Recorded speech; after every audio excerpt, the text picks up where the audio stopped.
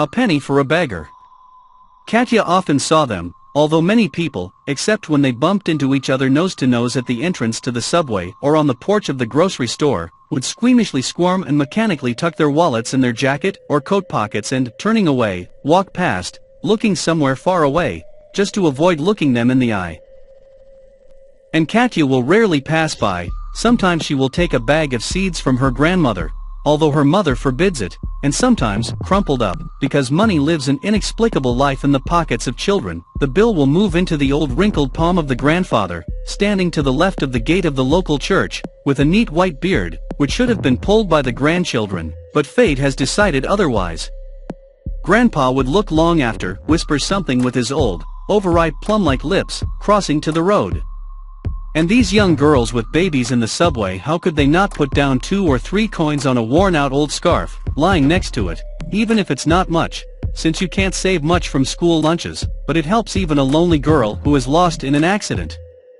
Sometimes Katya stops to chat with them, and the story she hears, resounding pain in her little girl's heart. The pain, the loss, the hardship, the suffering. Katya doesn't look them in the eye either, ever. And she will never do it again. She just can't.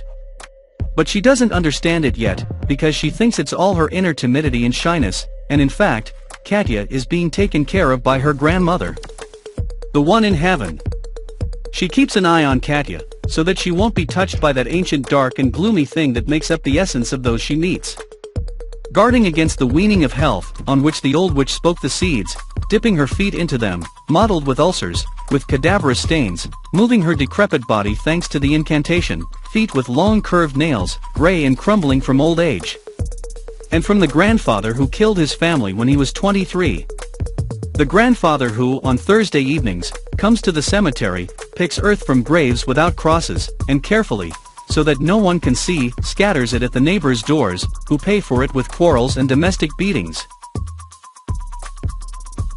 He always stands to the left of the entrance, because the living inside him demands it, and whispers curses helplessly after the departing 5th grader, whom he cannot drink.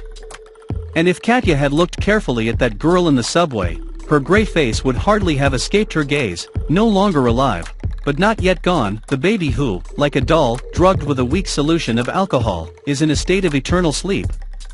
He is already the 17th in her arms at this subway station. Katya does not think about it. Katya is protected until her 16th birthday, and then her grandmother is forbidden to look at her.